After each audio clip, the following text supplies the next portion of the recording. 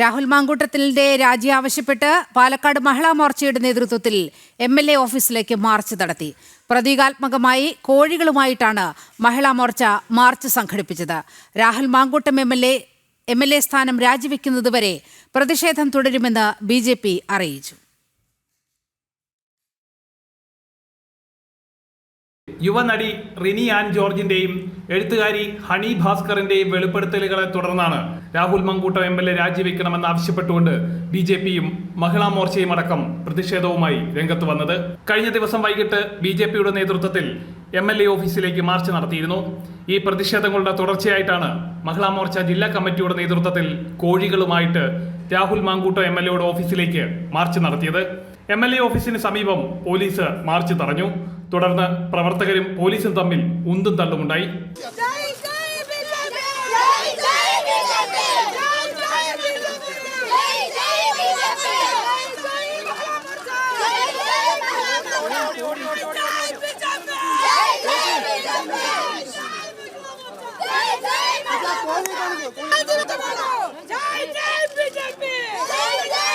Rahul Mankoottam MLA സ്ഥാനം രാജിവെക്കുന്നതുവരെ പ്രതിഷേധം തുടരുമെന്ന് മാർച്ച് ഉദ്ഘാടനം ചെയ്തുകൊണ്ട് BJP ജില്ലാ പ്രസിഡന്റ് പ്രശാന്ത് ശിവൻ പറഞ്ഞു.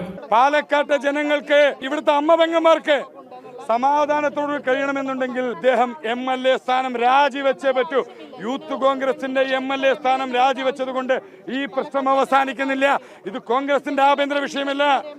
ഇവിടെ അദ്ദേഹം MLA സ്ഥാനം ഒരു പൊതുപ്രവർത്തകനും, കേരളത്തിലെ ഒരു പൊതുപ്രവർത്തകനും ഇന്നേ വരെ ഇത്രത്തോളം ഒരു തരം താഴ്ന്ന രീതിയിലേക്ക് മാറിയിട്ടില്ല.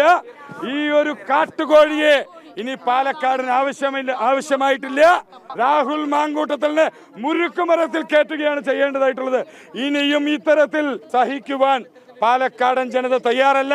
BJP സംസ്ഥാന ഉപാധ്യക്ഷൻ C കൃഷ്ണകുമാർ, മഹിളാ മോർച്ച സംസ്ഥാന വൈസ് പ്രസിഡന്റ് സിന്ധു രാജൻ, ജില്ലാ general secretary Aswathy Manikandan, BJP ജില്ലാ വൈസ് പ്രസിഡന്റ് T ബേബി, കൗൺസിലർമാരായ മിനി കൃഷ്ണകുമാർ, TS മീനാക്ഷി, ജയലക്ഷ്മി കണ്ണൻ തുടങ്ങിയവർ നേതൃത്വം നൽകി.